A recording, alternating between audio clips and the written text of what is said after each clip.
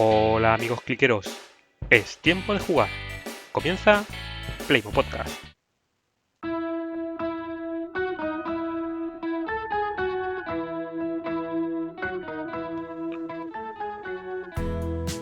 La historia en un clic.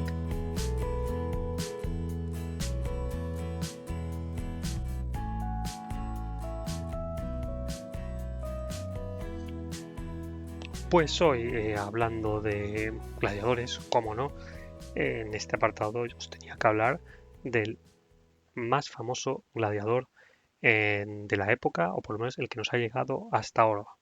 Máximo Décimo Meridio, comandante de los ejércitos del norte, general de las legiones Fénix, fiel servidor del verdadero emperador Marco Aurelio, padre de un hijo asesinado, esposo de una esposa asesinada, y juro que me vengaré en esta vida o en la otra. Eh, no, perdonad, no era este. Máximo es un gladiador muy conocido, pero no es ni siquiera creo que sea histórico. Hoy, como no, os voy a hablar de Espartaco. Y para ello podía coger cualquiera de los gladiadores que Playmobil ha tenido a lo largo de su historia.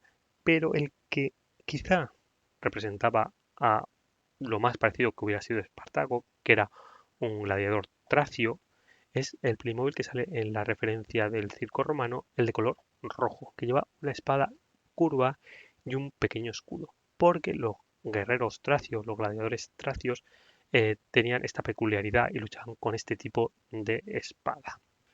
Pero ya os digo, lo que nos ha llegado a la actualidad han sido tipos normalizados de estos gladiadores, con lo cual ninguno representaría realmente a ninguno de ellos. Y durante 8 siglos de historia, la vestimenta, los complementos, el armamento que usaban fue muy variado y de diferente tipo.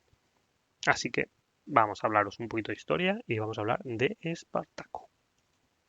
Y de Espartaco podemos tener dos visiones, la de la serie Spartacus, mucho más moderna y mucho menos edulcorada que la que todos podemos tener en mente, sobre todo si tenemos más edad, que es el típico Kirk Douglas en- ahí enchepado, con el torso descubierto y empuñando una espada en la arena de los gladiadores, o esa escena final en la que los esclavos, derrotados por las legiones de Craso, entregan su propia vida para preservar la de el líder. Pero como cualquier producción de Hollywood, esta es una versión bastante edulcorada de la versión real. Pero ¿cuáles fueron las verdaderas hazañas de Espartaco allá por el año 70 antes de Cristo, que hizo tambalear los cimientos de la poderosa Roma?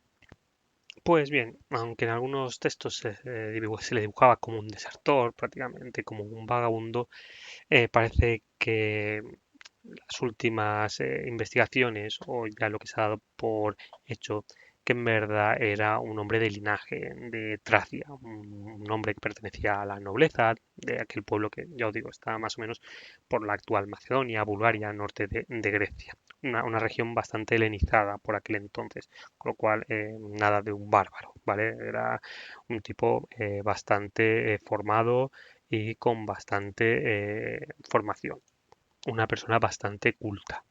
Y como un aristócrata de aquella época acaba siendo un esclavo. Pues ya sabéis, en aquella época Roma, que era un estado expansionista y depredador, pues a sus enemigos pues los subyugaba sin clemencia. ¿Y qué pasa? Que muchos de estos pueblos al final pasaban a servir a Roma en las tropas auxiliares, en las legiones. Y en este caso parece que fue el caso de Espartaco. ¿Qué pasa? Que parece que luego Espartaco desertó de estas cortes auxiliares, y cuando lo atraparon, pues lo hicieron esclavo y acabó de gladiador. Y claro, un tipo así no podía desperdiciar sus conocimientos de armas, su conocimiento de combate. ¿Y qué pasa? Que muchos de estos prisioneros de guerra o estos desertores, estos esclavos, acababan en una academia de gladiadores. Y ahí es donde acabó Espartaco, cuando lo capturaron y fue vendido como esclavo en una escuela de gladiadores en Capua de un tal Léntulo Batiato, que creo que no tiene que ver con el cantante, ¿vale? ¿Qué pasa? Que él, al cabo del tiempo, se escapa, urde una sublevación con dos celtas, que también son importantes en esta historia, Criso y Enomao. porque al final, ¿qué pasa? Que asaltan, por así decirlo, las cocinas y con cuchillos y eso matan a los guardias y se escapan. De los 200 más o menos que se sublevan, sobreviven 70 y se refugian por al lado del monte Vesubio. ¿Qué pasa? Que más o menos esto se extiende y acaba habiendo un ejército de 120.000 personas, 120.000 esclavos que de toda Italia acaban escapando y se unen a las huestes, al ejército de Espartaco. Lo que al principio parece una revuelta de esclavos, que se solía dar en la Roma antigua y que normalmente se sofocaba con poco esfuerzo, se les fue bastante de las manos, hasta tal punto que tuvieron que llamar a dos de sus grandes generales, a Craso y a Pompeyo, para sofocar la revuelta. En principio, Espartaco quiso escapar y huir hacia el norte de Italia. Lo que quería era volver a su tierra, que escapar de Italia, escapar de Roma y volver a su tierra como a lo mejor nos dice la intuición. ¿Qué pasa? Que lo que los acompañaban, entre ellos estos dos celtas que os menciono, apostaron unos más por el pillaje y otros con la destrucción de Roma, con lo cual cuando ya estaban llegando al norte, en muchos casos se dieron la vuelta y al final hubo bastantes peleas internas y acabaron volviendo hacia atrás. La perdición de todos ellos, ya que acabaron huyendo hacia el mar Tirreno y se pusieron en contacto con piratas de Cilicia. ¿Por qué? Porque querían huir a través del mar, a través de una flota y trasladarse a Sicilia y quizá hacer allí un bastión rebelde inexpugnable. ¿Qué pasa? Que estos piratas en verdad les traicionaron y les vendieron al Imperio Romano y allí acabaron con ellos.